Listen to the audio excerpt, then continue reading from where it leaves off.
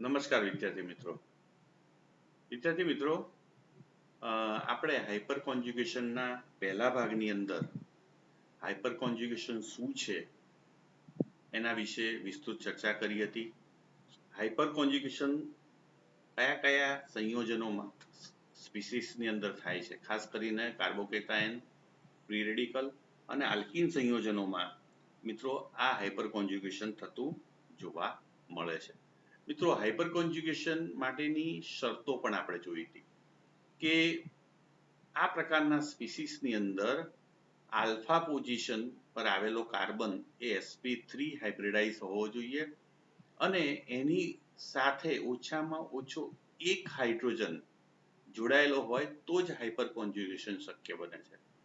તો hyper conjugation કેવી રીતે થાય છે, એના હાઇપર કોન્જ્યુગેટિવ સ્ટ્રક્ચર કેવી રીતે દોરાય એની પણ આપણે ચર્ચા કરી હતી. મિત્રો આ ભાગની અંદર આપણે હાઇપર કોન્જ્યુગેશનનું ઓવરલેપિંગ કેવી રીતે થાય છે એની રસપ્રદ માહિતી મિત્રો મેળવીએ.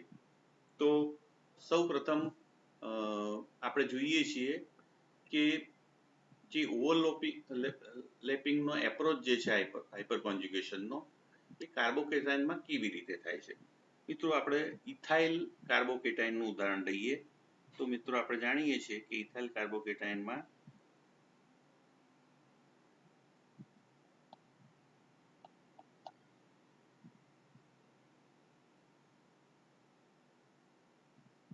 મિત્રો આપણે આ પ્લસ પોઝિટિવ ચાર્જ છે અને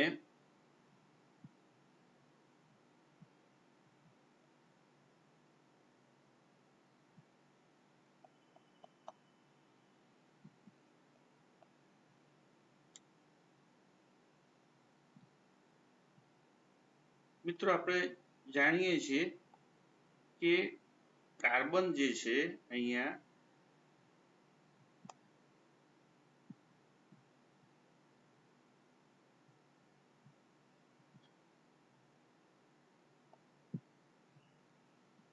આ એની sp3 સંકૃત કક્ષક છે મિત્રો અને આની s કક્ષક છે. એટલે આ જે સિગ્મા બંધ બનેલા છે CH બંધના મિત્રો એને કહેવામાં આવે છે sp3s સિગ્મા બોન્ડ.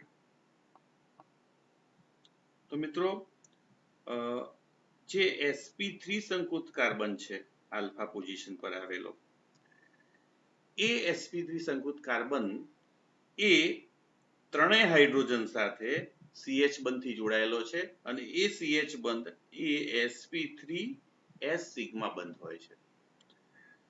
હવે મિત્રો જે આ કાર્બન છે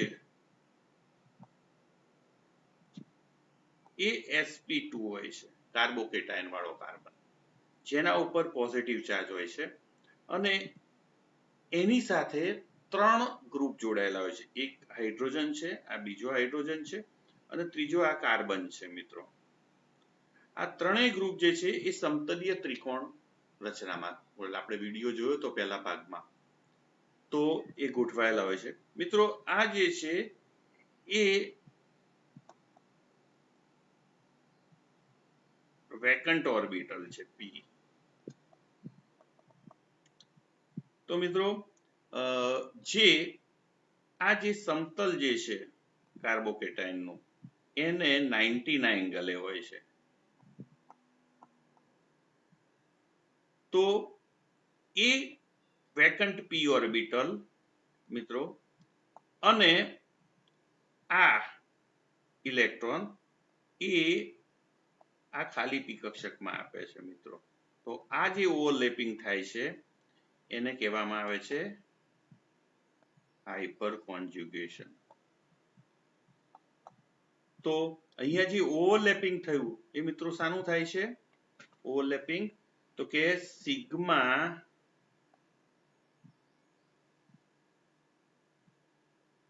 ઇલેક્ટ્રોનનું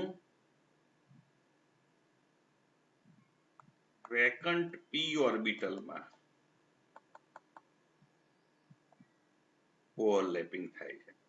તો મિત્રો સિગ્મા વેકન્ટ p ઓર્બિટલ પ્રકારનું ઓવરલેપિંગ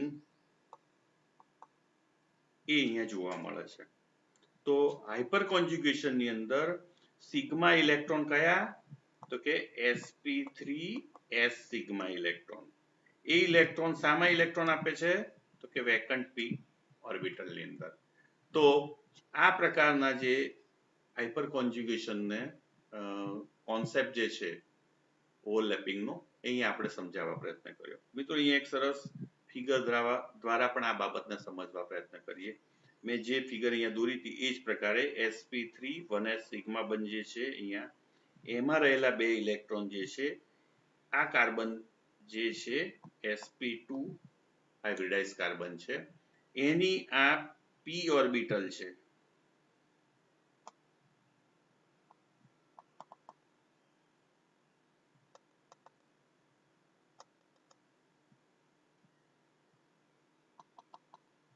તો આ p ઓર્બિટલ જે છે વેકન્ટ છે મિત્રો.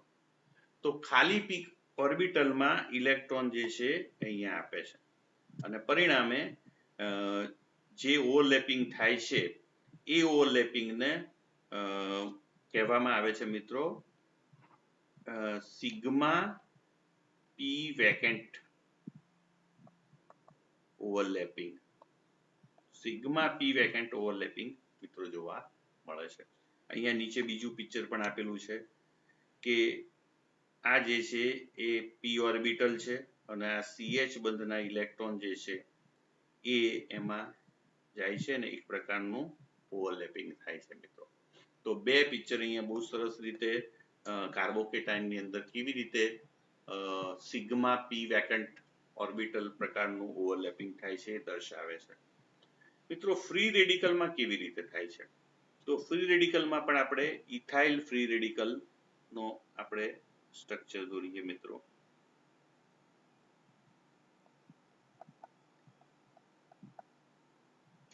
મિત્રો ઇથાઇલ ની પણ p ઓર્બિટલ જે છે એમાં એક જ ઇલેક્ટ્રોન હોય છે, એટલે કે અર્ધ ભરાયેલી હોય છે મિત્રો. હવે એક CH બંધ મેં તમને વાત કીધું એ પ્લેનની આગળની તરફ, બીજો CH બંધ જે છે એ પ્લેનની પાછળની તરફ, જ્યારે એક sp3s સિગ્મા બંધ, આ છે sp3 હાઇબ્રિડાઇઝ્ડ અને આ જે છે 1s કક્ષક છે. એટલે આ જે સિગ્મા બંધ જે છે એ sp3s સિગ્મા બોન્ડ છે.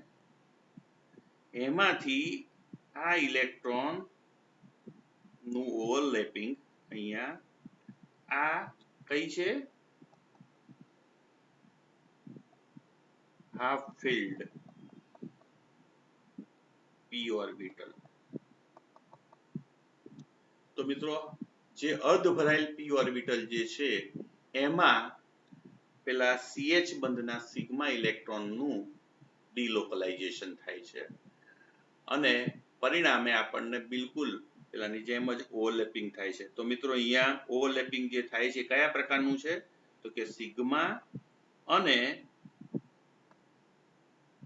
હાફ ફિલ્ડ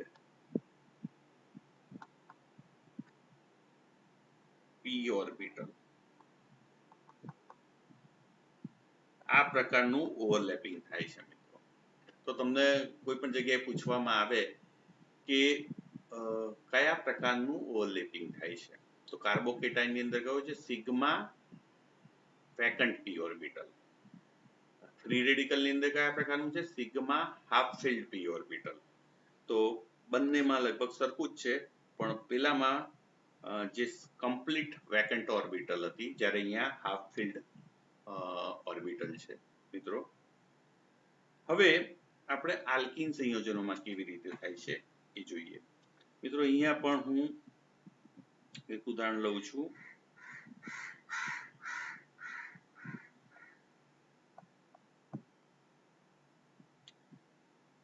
મિત્રો પેલાની જેમ જ અહીં પણ H આગળની તરફ,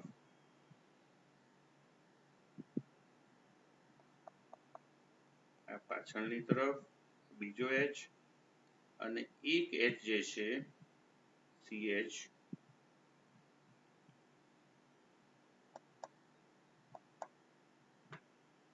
આ sp3 હાઇબ્રિડાઇઝ કક્ષક છે, આ જે છે S કક્ષક છે 1s, એટલે આ બંધ જે છે ફરીથી આપણે વાત કરેલી એ પ્રમાણે sp3s સિગ્મા બોન્ડ.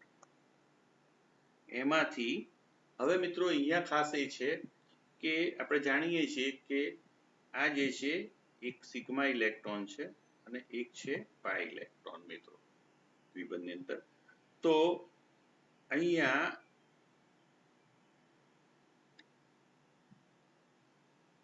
આની આ જે છે એ pi star anti bonding orbital. તો એન્ટી બોન્ડિંગ ઓર્બિટલ જે છે એ પાઈ સ્ટાર ખાલી હોય છે. તો આ સિગ્મા ઇલેક્ટ્રોન એ આ ખાલી ઓર્બિટલમાં ઓવરલેપિંગ થાય છે. તો કોનું ઓવરલેપિંગ થાય છે? તો કે સિગ્મા બંધનું કોની સાથે? તો કે પાઈ સ્ટાર. તો સિગ્મા પાઈ સ્ટાર પ્રકારનું ઓવરલેપિંગ જે છે એ આ હાઇપર કોન્જ્યુગેશન દરમિયાન જોવા મળે છે.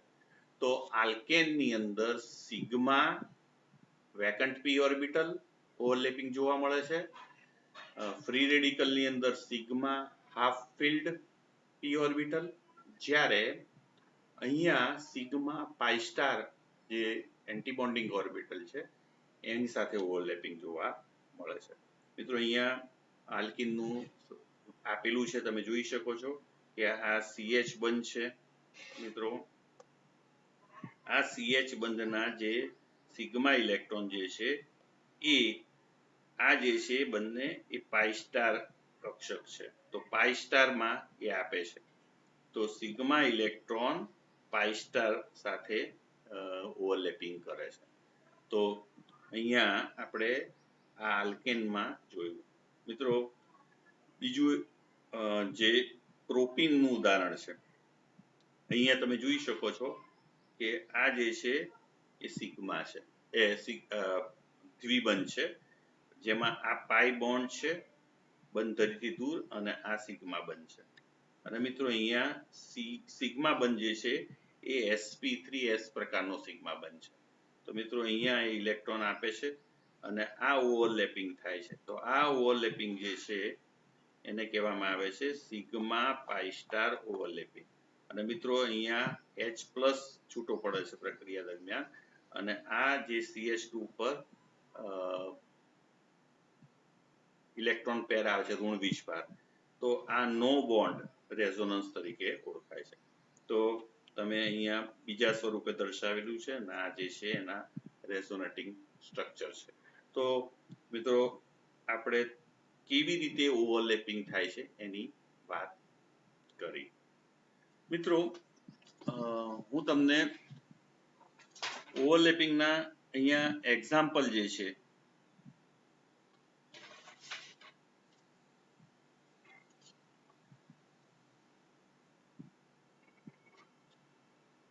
એ હું એક બે આપું છું, એમાં કયા પ્રકારનું ઓવરલેપિંગ છે તમે ઓળખી બતાવો એવું કહેવામાં આવે. તો મિત્રો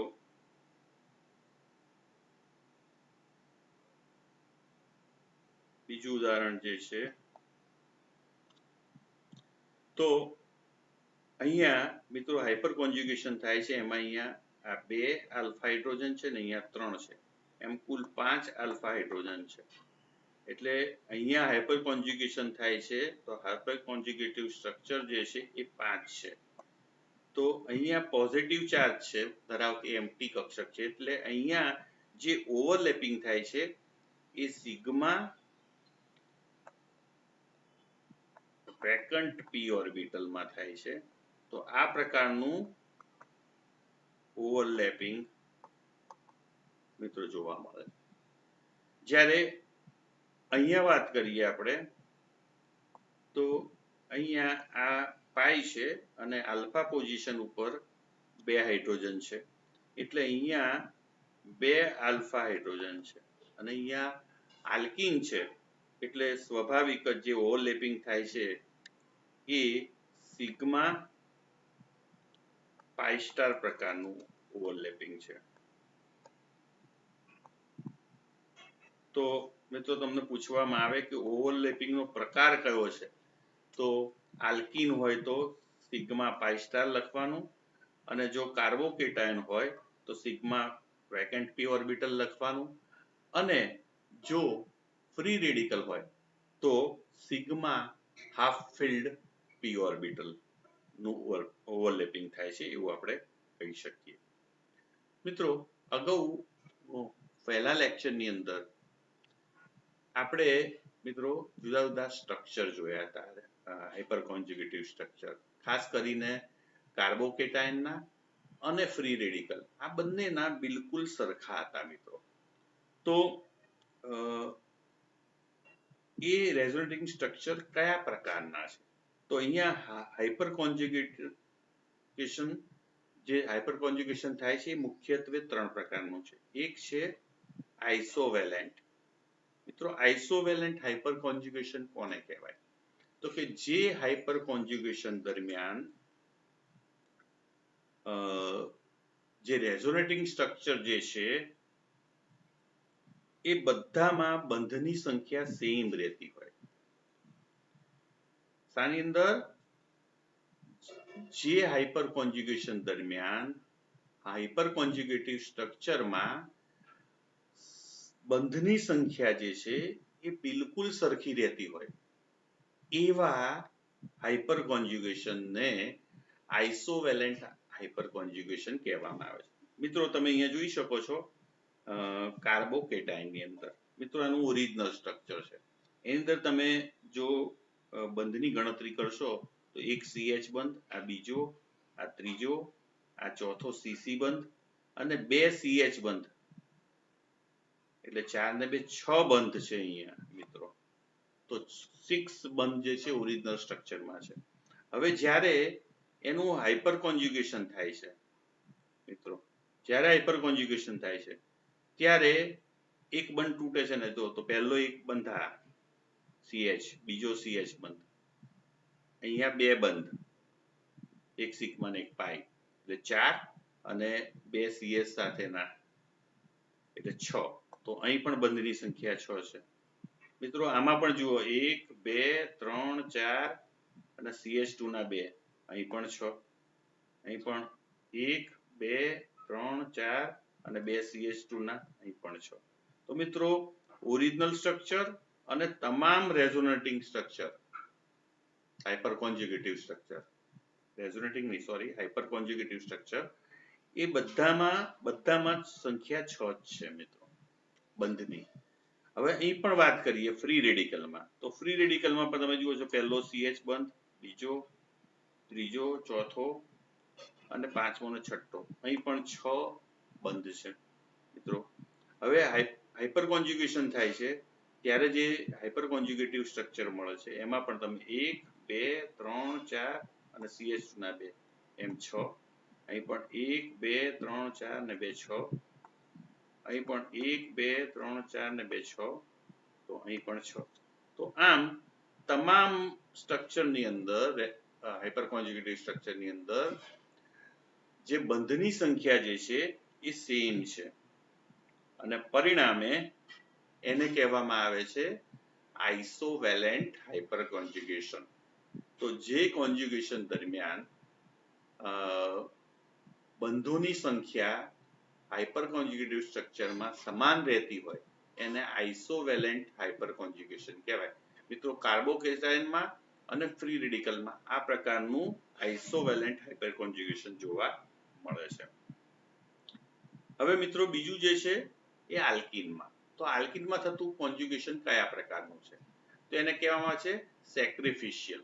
તો સેક્રિફિશિયલ કેમ કહેવામાં આવે છે તમે અહીંયા જુઓ તો બંધની સંખ્યા જે છે એ કેટલી છે તો મિત્રો જુઓ CH 2 બીજો CH, ત્રીજો CH, ચોથો CC, પાંચમો, છઠ્ઠો, સાતમો ને આઠમો. તો 8 બંધ જે છે એ ઓરિજિનલ આલ્કિન સ્ટ્રક્ચરમાં જોવા મળે છે. હવે મિત્રો એનું હાઇપર કોન્જ્યુગેશન થાય છે ત્યારે બંધની સંખ્યામાં શું થાય છે? તો તમે જોઈ શકો છો તો કે હાઇપર કોન્જ્યુગેશન થવાને કારણે બંધની સંખ્યા 1, 2, 3, 4, 5, 6 ને 7. તો મિત્રો બંધની સંખ્યા 7 થઈ ગઈ. તો 8 હતી એ ઘટીને 1 ઓછી થઈ. તો કોઈ પણ હાઇપર કોન્જ્યુગેટિવ સ્ટ્રક્ચરની અંદર ઓછામાં ઓછા એક સ્ટ્રક્ચરની અંદર પણ જો બંધની સંખ્યામાં ઘટાડો થતો હોય તો એવા પ્રકારના હાઇપર કોન્જ્યુગેશનને સેક્રિફિશિયલ હાઇપર કોન્જ્યુગેશન તરીકે ઓળખવામાં આવે છે. મિત્રો આ બીજા પ્રકારનું સ્ટ્રક્ચર છે એમાં પણ તમે જુઓ છો CH બંધ 1, 2, 3, 4, 5, 6 ને 7. તો આમ અહીં પણ 7 થાય છે, અહીં પણ 1, 2, 3, 4, 5, 6 ને 7, અહીં પણ 7. તો મિત્રો જે આલ્કિનની અંદર હાઇપર કોન્જ્યુગેશન દરમિયાન બંધ સંખ્યામાં જે છે એ ઘટાડો જોવા મળે છે. એટલે આ પ્રકારના આલ્કિનમાં થતા હાઇપર કોન્જ્યુગેશનને સેક્રિફિશિયલ હાઇપર કોન્જ્યુગેશન તરીકે ઓળખવામાં આવે છે. તો આ બીજો પ્રકાર થયો. હવે મિત્રો ત્રીજો પ્રકાર જે છે એ નેગેટિવ હાઇપર કોન્જ્યુગેશન. મિત્રો આપણે અત્યાર સુધી જે વાત કરી હતી કે કાર્બોકેશાયનમાં, ફ્રી રેડિકલમાં અને આલ્કિનમાં હાઇપર કોન્જ્યુગેશન જોવા મળે છે. પણ મિત્રો અમુક સ્પેશિયલ કન્ડિશનમાં કાર્બેનાયનમાં પણ હાઇપર કોન્જ્યુગેશન જોવા મળે છે અને આ પ્રકારના હાઇપર કોન્જ્યુગેશનને નેગેટિવ હાઇપર કોન્જ્યુગેશન કહેવામાં આવે છે. કેમ? કારણ કે મિત્રો જનરલી સિગ્મા ઇલેક્ટ્રોન જે છે એ હાઇપર કોન્જ્યુગેશનમાં ખાલી p ઓર્બિટલમાં અથવા તો પછી પાઈ સ્ટાર ખાલી ઓર્બિટલમાં એ ડિલોકલાઇઝ થાય છે. જ્યારે અહીંયા ઊંધું થાય છે કે સિગ્મા ઇલેક્ટ્રોન જે છે એ જે તે પરમાણુ ઉપર શિફ્ટ થાય છે, રિવર્સ જેને કહેવામાં આવે હાઇપર કોન્જ્યુગેશન થાય છે. તો મિત્રો શું થાય છે? તો જ્યારે કાર્બેનાયન હોય જેના ઉપર ઋણ વીજભાર હોય છે કાર્બન ઉપર અને એની સાથે આવા હેલોજન જેવા વિદ્યુતઋણ પરમાણુ જોડાયેલા હોય ત્યારે આ જે કાર્બેનાયન પરનો જે ઇલેક્ટ્રોન યુગ્મ જે છે એ દ્વિબંધની રચનામાં વપરાય છે અહીંયા અને વિદ્યુતઋણ પરમાણુ આ સિગ્મા ઇલેક્ટ્રોન લઈ જાય છે. એટલે મિત્રો બંધના ઇલેક્ટ્રોન જે છે એ CX બંધના એ આ ઇલેક્ટ્રોન લઈ જાય છે અને અહીંયા માઇનસ ચાર્જ આના ઉપર આવે છે અને અહીંયા દ્વિબંધની રચના થાય છે. તો મિત્રો બિલકુલ એના જેવું સ્ટ્રક્ચર છે. અહીં પણ કોઈ બંધ નથી, આને પણ કહેવાય છે નો બોન્ડિંગ. પણ મિત્રો અહીંયા પેલા ઉપર પોઝિટિવ ચાર્જ લાગતો અહીંયા નેગેટિવ ચાર્જ લાગે છે. એટલે આને કહેવામાં આવે છે નેગેટિવ હાઇપર કોન્જ્યુગેશન. ઇલેક્ટ્રોન આપવાના બદલે આ H પરમાણુ પેલામાં ઇલેક્ટ્રોન આપે છે ત્યારે અહીંયા સ્વીકારે છે X પરમાણુ. મિત્રો સેમ એવી રીતે આ બીજો X જો B પ્રકારે તૂટે તો અહીંયા આના ઉપર ઋણ વીજભાર આવે છે અને એ જ પ્રકારે આપણને બીજું હાઇપર કોન્જ્યુગેટિવ સ્ટ્રક્ચર પ્રાપ્ત થાય છે. મિત્રો ત્રીજો C X જો દૂર થાય C પ્રકારે તો એ વખતે આ ત્રીજા ઉપર ઋણ વીજભાર આવે છે અને ત્રીજું હાઇપર કોન્જ્યુગેટિવ સ્ટ્રક્ચર મળે છે. તો મિત્રો કાર્બેનાયનમાં જ્યારે આલ્ફા કાર્બન ઉપર આવા હેલોજન યુક્ત વધુ વિદ્યુતનું પરમાણુ જોડાયેલા હોય ત્યારે આવા પ્રકારનું નેગેટિવ હાઇપર કોન્જ્યુગેશન જોવા મળે છે. તો આ પ્રકારના કોન્જ્યુગેશનને નેગેટિવ હાઇપર કોન્જ્યુગેશન તરીકે ઓળખવામાં આવે છે. મિત્રો હવે આપણે એની એપ્લિકેશન જોઈએ. મિત્રો એપ્લિકેશનમાં આપણે જોવાનું છે two compare the stability of carbocation, free radical અને આલ્કિન. મિત્રો આપણે કોઈ પણ સંયોજનની સ્ટેબિલિટી કેવી રીતે કમ્પેર કરવી? તો એના માટે સૌથી અગત્યની બાબત યાદ રાખવાની છે કે મોસ્ટ આઈએમપી વસ્તુ આ શરૂ કરતા પહેલા આપણે યાદ રાખીશું તો કે H is great effect is greater than I. H શું છે મિત્રો? Hyper conjugation. તો હાઇપર કોન્જ્યુગેશન ઇફેક્ટને પહેલી કન્સિડર કરવાની છે.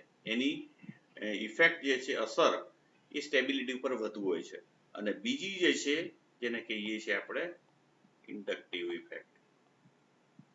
તો મિત્રો સૌથી પહેલા આપણે શાના ઉપર ફોકસ કરવાનું? Hyper conjugation. એનાથી જો સ્ટેબિલિટી નક્કી થઈ જતી હોય તો ઇન્ડક્ટિવ ઇફેક્ટને જોવાની જરૂર નથી. જો બંનેનું હાઇપર કોન્જ્યુગેશનની દ્રષ્ટિએ સરખું થતું હોય તો જ ઇન્ડક્ટિવ ઇફેક્ટ પર જવાનું. તો સૌથી પહેલું આપણે મોસ્ટ ઇમ્પોર્ટન્ટ આ વસ્તુને યાદ રાખવાની છે. તો સૌથી પહેલા આપણે તો અહીંયા 1, 2 અને 3 પ્રકારના કાર્બોકેટાયન આપેલા છે મિત્રો. 1, 2, 3 નામ આપેલા છે. તો મિત્રો એક બાબત સૌથી અગત્યની યાદ રાખવાની છે કે જેમ હાઇપર કોન્જ્યુગેટિવ સ્ટ્રક્ચર વધારે એમ સ્ટેબિલિટી વધારે. તો જેમ હાઇપર કોન્જ્યુગેટિવ સ્ટ્રક્ચરની સંખ્યા વધારે એમ સ્ટેબિલિટી વધારે. હાઇપર કોન્જ્યુગેટિવ સ્ટ્રક્ચર શાના આધારે નક્કી થાય મિત્રો? આલ્ફા એચ ની સંખ્યા. તો આલ્ફા એચ ની સંખ્યા જેમાં વધારે એના હાઇપર કોન્જ્યુગેટિવ સ્ટ્રક્ચર વધારે અને જેના હાઇપર કોન્જ્યુગેટિવ સ્ટ્રક્ચર વધારે એની સ્ટેબિલિટી વધારે. તો હાઇપર કોન્જ્યુગેશનની અંદર આપણે આ બાબતને ધ્યાનમાં લઈએ છીએ. તો પહેલું જે છે એમાં તમે જુઓ છો તો અહીંયા આલ્ફા કાર્બન ઉપર 3, આ આલ્ફા કાર્બન ઉપર 3 અને આલ્ફા કાર્બન કુલ 9 આલ્ફા એચ છે અને પરિણામે હાઇપર કોન્જ્યુગેટિવ સ્ટ્રક્ચરની સંખ્યા 9 થશે મિત્રો. હવે બીજું ઉદાહરણ લઈએ તો બીજાની અંદર અહીંયા 3 છે, અહીં પણ 3 છે. તો મિત્રો અહીંયા 6 આલ્ફા હાઇડ્રોજન છે અને પરિણામે હાઇપર કોન્જ્યુગેટિવ સ્ટ્રક્ચરની સંખ્યા કેટલી થશે? 6. મિત્રો આ જે ત્રીજું ઉદાહરણ જે ત્રીજો છે કાર્બોકેટાયન એમાં અહીંયા 3 છે અને પરિણામે 3 આલ્ફા હાઇડ્રોજન છે એટલે હાઇપર કોન્જ્યુગેટિવ સ્ટ્રક્ચરની સંખ્યા કેટલી થઈ મિત્રો? 3. તો મિત્રો આમ પહેલાની અંદર 9 છે, બીજાની અંદર 6 છે અને ત્રીજાની અંદર 3 છે. તો સ્વાભાવિક જ સૌથી વધુ એ પહેલો સ્થાયી થશે, પછી બીજો એટલે કે 1 નું સ્ટેબિલિટી સૌથી વધુ. કેમ? કારણ કે 9 હાઇપર કોન્જ્યુગેટિવ સ્ટ્રક્ચર છે. બીજાની એના કરતા ઓછી છે, એની હાઇપર કોન્જ્યુગેટિવ સ્ટ્રક્ચરની સંખ્યા 6 છે, જ્યારે ત્રીજું જે છે એ સૌથી અનસ્ટેબલ છે અથવા તો ઓછું સ્થાયી છે, એની સંખ્યા 3 છે હાઇપર કોન્જ્યુગેટિવ સ્ટ્રક્ચરની. તો મિત્રો સ્ટેબિલિટી એ આ ક્રમમાં મૂકી શકીએ આપણે. તો બહુ સહેલાઈથી કોઈ પણ કાર્બોકેટાયન જે છે એમાં હાઇપર કોન્જ્યુગેશનને આધારે એમાં કેટલા સ્ટ્રક્ચર મળે છે એ જો નક્કી કરી શકીએ આપણે તો બહુ સહેલાઈથી આપણે સ્ટેબિલિટી નક્કી કરી શકીએ છીએ. મિત્રો બીજું ઉદાહરણ લઈએ છીએ તો બી પ્રકારના 2 આપેલા છે સ્ટ્રક્ચર, એનું ઉદાહરણ આપણે લઈએ છીએ. તો એમાં શું થશે એ આપણે જોઈએ મિત્રો. તો તમે અહીંયા જોઈ શકો છો તો પહેલું જે છે એમાં પોઝિટિવ ની બાજુમાં આ આલ્ફા કાર્બન છે, આ બીટા છે, આલ્ફા બીટા, આ બાજુ આલ્ફા, આ બાજુ આલ્ફા. મિત્રો અહીંયા 3 છે અને અહીંયા 2 છે હાઇડ્રોજન. અહીંયા 3 છે, અહીંયા 2 છે. તો 5 આલ્ફા એચ અહીંયા આવેલા છે મિત્રો. અહીં પણ 5 આલ્ફા એચ છે. તો મિત્રો બંને જગ્યાએ 5 આલ્ફા એચ છે એટલે હાઇપર કોન્જ્યુગેટિવ સ્ટ્રક્ચર જે છે એ 5 થાય. અહીં પણ હાઇપર કોન્જ્યુગેટિવ સ્ટ્રક્ચર જે છે એ 5 થશે. તો મિત્રો બંને બાજુ હાઇપર કોન્જ્યુગેટિવ સ્ટ્રક્ચર સરખા થાય છે. તો હવે આપણે હાઇપર કોન્જ્યુગેશનને આધારે આ બંને ઉદાહરણોને અલગ ઓળખી શકતા નથી. તો આનો અર્થ એવો થયો કે જ્યારે હાઇપર કોન્જ્યુગેટિવ સ્ટ્રક્ચર સરખા હોય ત્યારે એના આધારે આપણે સ્ટેબિલિટી નક્કી કરી શકતા નથી. તો હવે સ્ટેબિલિટી નક્કી કરવા માટે આપણે શાના માટે ઇન્ડક્ટિવ ઇફેક્ટનો સહારો લેવો પડશે, એના પર ધ્યાન આપવું પડશે. તો મિત્રો એક જગ્યાએ NO2 જોડાયેલો છે ને એક જગ્યાએ CN જોડાયેલો છે. આ બંને જે છે એ -I અસર ધરાવે છે. આપણે સૌ જાણીએ છીએ કે -I જેમ વધુ એમ એની સ્ટેબિલિટી ઓછી. તો -I અસર ધરાવતા સમૂહ એ કાર્બોકેટાયનની સ્ટેબિલિટીમાં ઘટાડો કરે છે.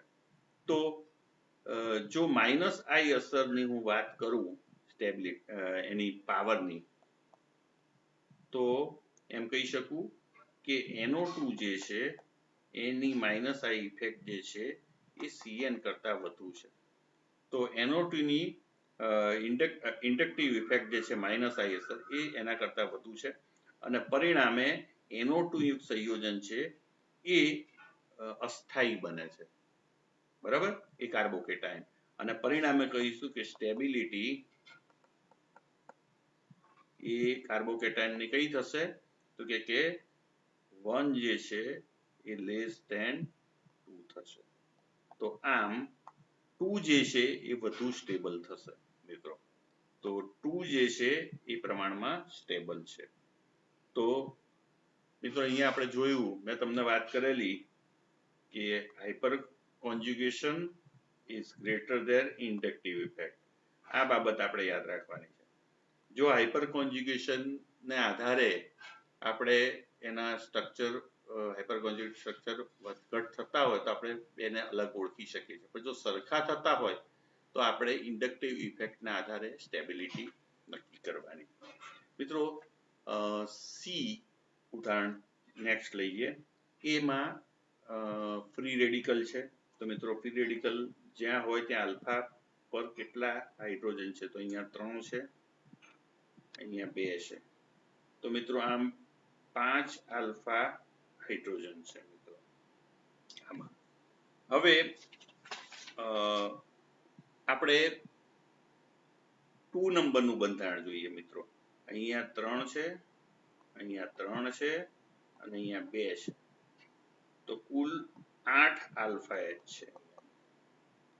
ત્રીજું ઉદાહરણ જોઈએ. અહીંયા 1 એટલે 1 આલ્ફા H છે મિત્રો. અહીંયા 3 3 અને 3, તો કુલ 9 આલ્ફા H છે. તો મિત્રો હાઇપર કોન્જ્યુગેટિવ સ્ટ્રક્ચર પહેલામાં જે છે 5 છે, બીજાની અંદર 8 છે,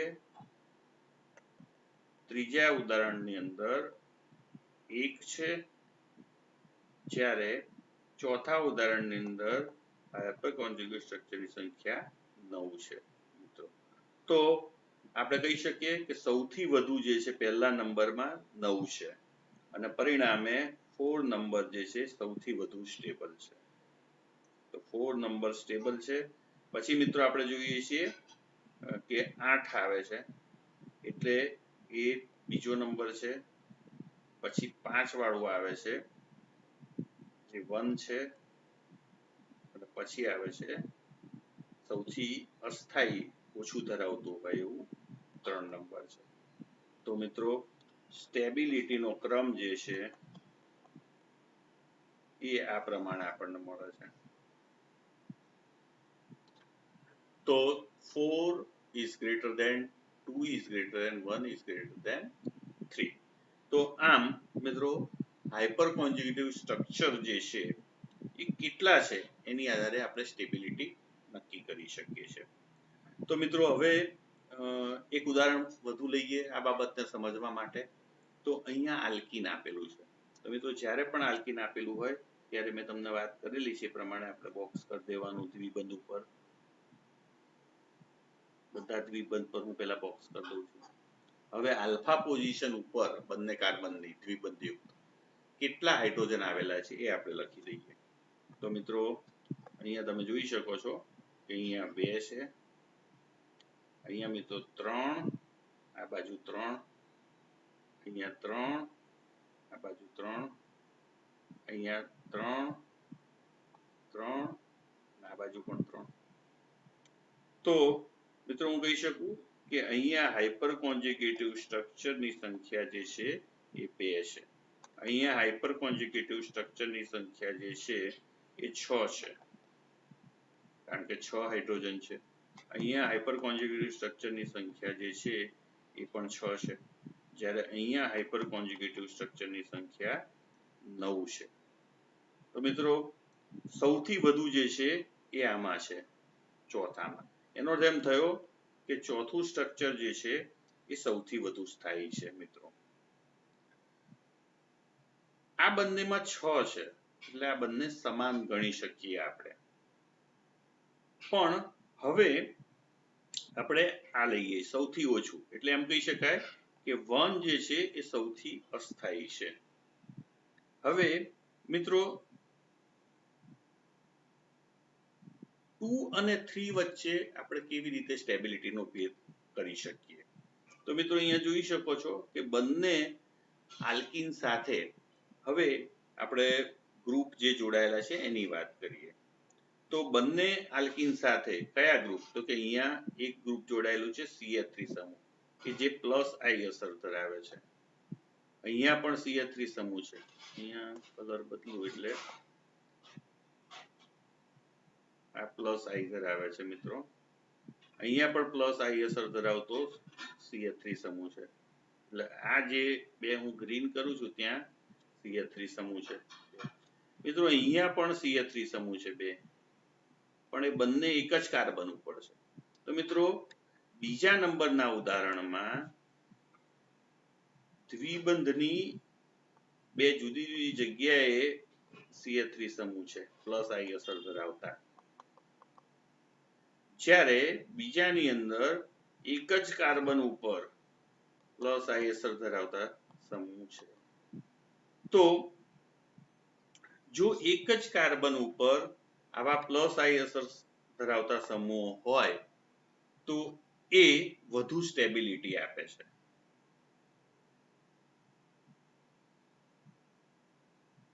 બરાબર? અને પરિણામે આપણે કહી શકીએ કે જે ત્રીજા નંબરનું છે એ વધુ સ્ટેબલ છે, કારણ કે એક જ કાર્બન ઉપર +I અસર ધરાવતા બે સમૂહો છે. જ્યારે બીજા નંબરના સ્ટ્રક્ચરમાં બંને +I અસર ધરાવતા સમૂહો જુદા જુદા કાર્બન ઉપર છે, અને પરિણામે એની સ્ટેબિલિટી પ્રમાણમાં ઓછી થાય છે. એટલે સ્ટેબિલિટીનો ક્રમ જે છે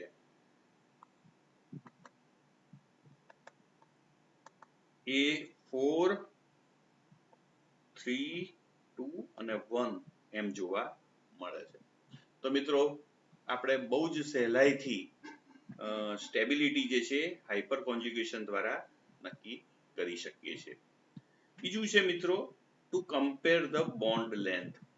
મિત્રો હાઇપર કોન્જ્યુગેશન જે રીતના સંસ્પંદન થાય છે, તો સંસ્પંદન દરમિયાન પણ દ્વિબંધની જગ્યાએ સિંગલ બંધની જગ્યાએ દ્વિબંધ થાય છે, ત્યારે બંધ ક્રમાંક બદલાય છે.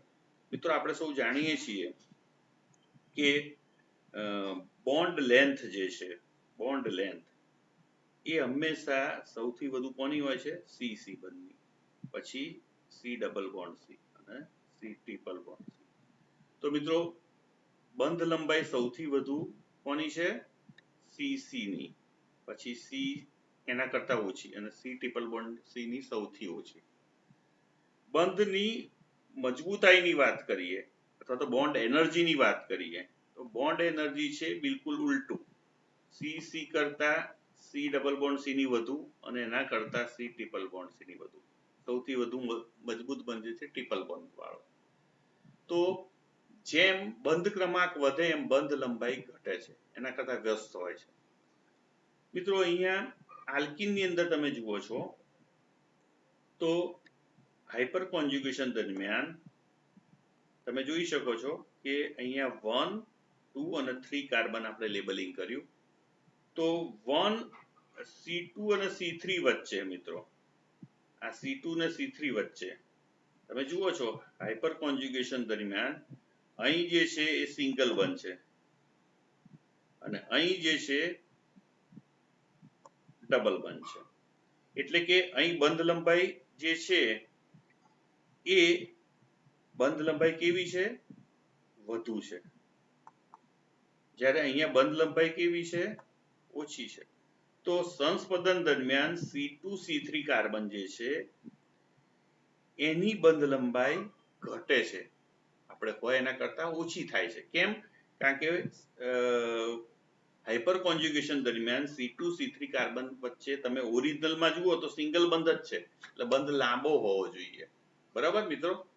પણ હાઇપર કોન્જ્યુગેશનને લીધે દ્વિબંધ થાય છે, એટલે બંધ ટૂંકો બને છે. તો C2C3 is shorter than expected. આપણે જે માનીએ છીએ, આપણને જે દેખાય છે એના કરતા બંધ લંબાઈ ઓછી જોવા મળે છે. મિત્રો જ્યારે C1C2 વચ્ચે દ્વિબંધ છે, એટલે ખરેખર બંધ ટૂંકો હોવો જોઈએ, પણ અહીંયા સિંગલ બંધ થાય છે C1C2 ની વચ્ચે, અને સિંગલ બંધ થવાને લીધે બંધ લંબાઈમાં જે છે એ વધારો થાય છે. તો મિત્રો અહીંયા બંધ લંબાઈ જે છે એ વધે છે. કેમ? કારણ કે અહીંયા દ્વિબંધ હતો, એનો અહીંયા સિંગલ બંધ થયો. તો C1C2 is longer than expected. એટલે C1C2 બંધ જે છે એ આપણે જે માનીએ છીએ એના કરતા લાંબો થાય છે. કેમ? કારણ કે હાઇપર કોન્જ્યુગેશન દરમિયાન દ્વિબંધ બદલે સિંગલ બંધ થાય છે. તો મિત્રો આ સમગ્ર ચેપ્ટર ની અંદર હાઇપર કોન્જ્યુગેશનના આપણે જોયું કે સિગ્મા ઇલેક્ટ્રોન જે છે એ ખાલી પી કક્ષક, અર્ધ ભરાયેલ પી કક્ષક અથવા તો ખાલી પાઈ સ્ટાર કક્ષક આલ્કીનની એમાં પ્રસરણ પામે છે અથવા તો ડિલોકલાઇઝ થાય છે, અને એક હાઇડ્રોજન જે છે એ છૂટો પડે છે. તો એને નો બોન્ડ રેઝોનન્સ. તો મિત્રો હાઇપર કોન્જ્યુગેશનને 3 નામથી બોલાવવામાં આવે છે અથવા તો ઓળખવામાં આવે છે. એક બેકર-નાથન ઇફેક્ટ. મિત્રો કઈ? Baker-Nathan effect. બીજી એન્ચિમેરિક ઇફેક્ટ તરીકે પણ ઓળખવામાં આવે છે, અને અગાઉ વાત કરી હતી એમ આને નો બોન્ડ રેઝોનન્સ તરીકે પણ ઓળખવામાં આવે છે. તો મિત્રો હાઇપર કોન્જ્યુગેશનને બેકર-નાથન ઇફેક્ટ, એન્ચિમેરિક ઇફેક્ટ અથવા તો નો બોન્ડ રેઝોનન્સ તરીકે ઓળખવામાં આવે છે. તો મિત્રો આમ હાઇપર કોન્જ્યુગેશનના આ ચેપ્ટરની અંદર આપણે કાર્બોકેશાઇન, ફ્રી રેડિકલ અને આલ્કીન સંયોજનોના જુદા જુદા હાઇપર કોન્જ્યુગેટિવ સ્ટ્રક્ચર દોરતા શીખ્યા. હાઇપર કોન્જ્યુગેટિવ સ્ટ્રક્ચરની સંખ્યા કેટલી હોય એ પણ આપણે જોયું, અને હાઇપર કોન્જ્યુગેટિવ સ્ટ્રક્ચરની સંખ્યા જેમ વધે એમ સ્ટેબિલિટી પણ વધે છે. એટલે કે એની એપ્લિકેશનમાં આ ત્રણેય પ્રકારના સ્પીસીસ કાર્બોકેટાયન, ફ્રી રેડિકલ કે આલ્કીન સંયોજનો એમની સાપેક્ષ સ્થિરતા એનો પણ આપણે નક્કી કરી શકીએ છીએ, અને સાથે સાથે બંધની લંબાઈ જે છે એ પણ જુદી થાય છે એ બાબતને પણ અહીંયા આપણે ધ્યાનમાં લઈ શકીએ. તો મિત્રો આ કોન્સેપ્ટ જે છે હાઇપર કોન્જ્યુગેશન ખૂબ જ અગત્યનો છે. મને આશા છે કે તમને ખૂબ જ મદદરૂપ નીવડશે જુદી પરીક્ષાઓમાં. ફરી આવા જ નવા કેમિસ્ટ્રીના ટોપિક સાથે ફરી મળીશું. ત્યાં સુધી રજા આપશો. નમસ્કાર.